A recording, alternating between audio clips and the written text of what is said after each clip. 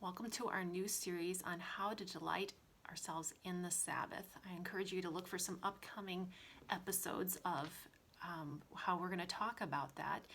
And each episode is going to be on a different principle for delighting ourselves in the Sabbath. I'm going to also try to post some handouts underneath the video, so keep an eye out for those. Hopefully you'll be able to get those. But you know, the Sabbath is supposed to be something that we look forward to all week long. And I want to read to you about that in Isaiah 58, verses 13 and 14. I hope you have your Bibles and you can follow along too. But Isaiah 58, 13 and 14 says, "If you turn away your foot from the Sabbath, from doing your pleasure on my holy day, and call the Sabbath a delight, the holy day of the Lord honorable, and shall honor him, not doing your own ways, nor finding your own pleasure, nor speaking your own words, then you shall delight yourself in the Lord. And I will cause you to ride on the high hills of the earth, and feed you with the heritage of Jacob your father. The mouth of the Lord has spoken." So here in Isaiah, he calls the Sabbath a delight, a great pleasure, a joy, a source of happiness in our lives. You know, some people describe Creation Week as kind of like a chiasm. So chiasm is kind of like this.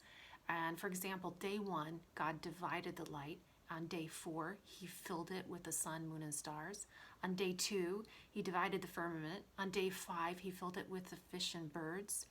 On day 3, he divided the sea and the land. And day 6, he filled it with animals and man. And then the pinnacle was the Sabbath. It was supposed to be the highest point of the week. It is the highest point of the week. And the Jewish calendar actually reflects this pretty well, because it talks about the days of the week talk about 5 days until Sabbath, and 4 days until Sabbath, and 3 days until Sabbath. The only day of the week that is actually named is Sabbath. The others just have a number. And so if we think of Sabbath keeping as legalistic and bogged down with don'ts, we've missed the point. Because what is the point? Well, it doesn't say here in Isaiah 58, "You shall delight yourself." That's not the point, that we just find our own pleasure and delight ourselves. But it says in verse 14, "Then you shall delight yourself." What does the rest say? "In the Lord."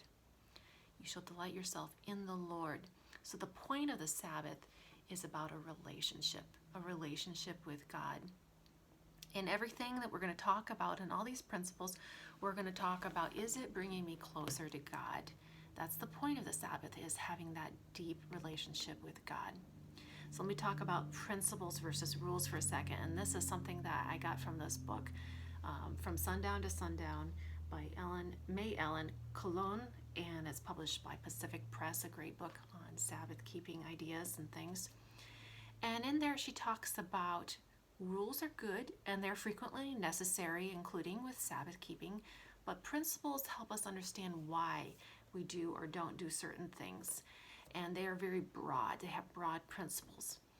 And if we don't understand the why, the principle, then we'll start to feel like Sabbath is legalistic, it's boring, it's a chore, it's something we're going to dread, that sort of thing. So she talks about rules are many, principles are few. Rules may change, principles don't change.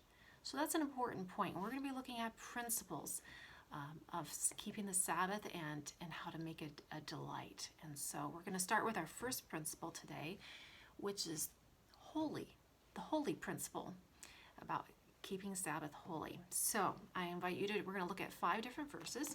I invite you to turn to 1 Samuel chapter 2, verse 2 for our first verse. Now this is a verse that doesn't explicitly talk about the Sabbath, but it does bring out an important point about holiness. So 1 Samuel chapter 2, verse 2 says, "No one is holy like the Lord, for there is none besides you, nor is there any rock like our God." So what is unique about God according to this verse? It says no one is holy like him. So holiness doesn't originate with man. It doesn't originate with us. It's something from God. God is the only thing that can make something holy. That's an important point when we think about holiness and the Sabbath. I want you to then go with me to Genesis chapter 2, verses 1 through 3. This is the creation week, and it's the first time we hear about the Sabbath. We'll read this again for some other points, but I want you to listen for anything to do with holiness in this. Genesis chapter 2, verses 1 through 3. It says, "Thus the heavens and the earth and all the host of them were finished. And on the seventh day God ended his work which he had done. And he rested on the seventh day from all his work which he had done. Then God blessed the seventh day and sanctified it, because in it he rested from all his work which God had created and made." Now you didn't hear the word holy there, but you heard the word sanctified. He sanctified it. Sanctified and holy mean the same thing. So what exactly does holy mean? It means set apart. So God here in Creation Week set apart this special day. And it's interesting because this is the very first thing that God made holy, was the Sabbath. That's really important to note. And then if we flip over to Exodus 20, where it's the 10 Commandments talking about the Sabbath, we're just going to read the first verse of that.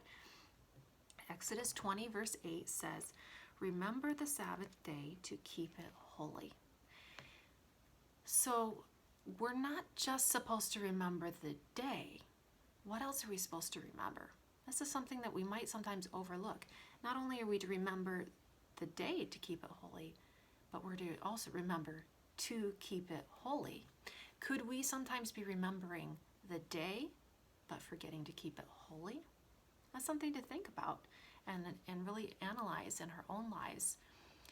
And it's also important to note that it says to keep it holy. It doesn't say to make it holy, because we can't make things holy. We only keep things holy that God has already made holy. God made the Sabbath holy. So that's an important point. Let's go next to Ezekiel chapter 20. Ezekiel chapter 20, verses 12 and 20. Ezekiel 20, starting in verse 12. "Moreover, I also gave them my Sabbaths to be a sign between them and me, that they might know that I am the Lord who sanctifies them." And then verse 20 says, "Hallow my Sabbaths, and they will be a sign between me and you, that you may know that I am the Lord your God." So what is the Sabbath a sign of when we keep it holy? According to verse 12, it's that he's sanctifying us. So he's making us holy. It's a sign that he's making us holy. By us keeping the Sabbath, it somehow allows God to change us and make us holy. And it's a sign of that. And then in verse 20, it's also a sign that he is our God. It's a sign that we're allowing him to be Lord and to lead in our lives. So that's a really awesome thought when we think about keeping the Sabbath holy. Those are two things it's a sign of by keeping it holy. And finally, let's turn to 1 Peter chapter 1.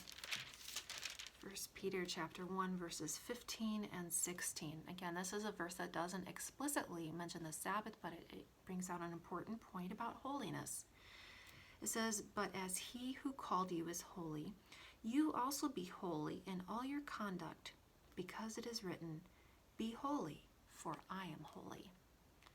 So it says, be holy in all your what? In all your conduct. Could that include keeping the Sabbath holy? Would that be appropriate to apply that here? I think so. And so God is inviting us to keep the Sabbath holy in all our conduct as well. So remember, our overarching topic that we're talking about here is how to delight in the Sabbath. So I want to ask you to think about, how does keeping the Sabbath holy help us delight in the Lord? It made me think of Exodus 15, verse 11. This is where Israel has just crossed through the Red Sea and they're singing in the song of praise. And they say this, "Who is like you, O Lord, among the gods? Who is like you, glorious in holiness, fearful in praises, doing wonders?" One thing that helps us delight in the Lord is recognizing how great and awesome of God he is and how little we are in comparison. And so keeping the Sabbath holy helps us humble ourselves and worship and recognize who he is. That's one way we can delight in the Sabbath. And you know, the four living creatures in Revelation 4:8, there's these four living creatures that are around the throne. And it says, day and night, they can't stop saying, holy, holy, holy, Lord God Almighty. I think we need to also be doing that in our lives, declaring that He is holy. So I'm going to occasionally tell you some stories about Sabbath keeping because it gives you encouragement. And this is a great story to illustrate this holy principle. And this story is taken from Guide's Greatest Sabbath Stories. And it's about a man who, in Aruba, he learned about the Sabbath and he started to accept it, but his job also was on Sabbath, and he felt like he couldn't give up his job. It was a really good job, and so he continued to work Sabbaths. And he continued to work Sabbaths for 5 years, but yet his conscience continued to bother him. Until one day, he finally went up to a missionary who was working on the island, and he said, what should I do? I don't want to be working on Sabbaths. I feel convicted, but I can't give up this job. And the missionary said, stand for right. Stop working on Sabbaths and just see what God will do. And so this man went to his boss and he asked, can I have Sabbaths off? And the boss said, no. Well, he still didn't come to work that first Sabbath. He went to church. Now in his job, he had to have 3 weeks after getting his first warning, 3 weeks, and then they would fire him. He came to work on Monday, and his boss told him, we don't have any work for you till Wednesday. And so he had to go home, and he only could work Wednesday, Thursday, and Friday that week. He went to church the second Sabbath, skipping work again. And on Monday, he went to work, and they said, we don't have any work for you till Thursday. So that week, he only got to work 2 days. But he faithfully went to Sabbath. This was the third Sabbath he missed. And his boss confronted him and said, you are crazy. You shouldn't be doing this. And then he fired him. Well, the man then asked his boss, could I apply for this cleaning job? It didn't require him to work on Sabbath at the company, but it meant a big pay drop. And the boss very reluctantly allowed him to take that job. And so he went and began to work for that. He only worked 1 day when the boss called him back and said, I'm giving you back your old job, and I'm also going to give you Sabbaths off. I'm going to pay you full salary for the days we didn't allow you to work this past few weeks, and I'm going to pay you full salary for the day you cleaned. And the man was able to see how God fought for him to help him keep the Sabbath holy. It's a really awesome story of how God will fight for you when you are obedient to Him in keeping the Sabbath holy. And so I want to challenge you to keep the Sabbath holy. And here's some important questions to think about to help you keep the Sabbath holy.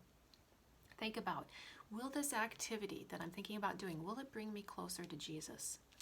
Will it allow me to meditate on godly things? If your mind is on all sorts of other things or on something very common, that's not the point of the Sabbath. The point of the Sabbath is, remember, that relationship with our Creator.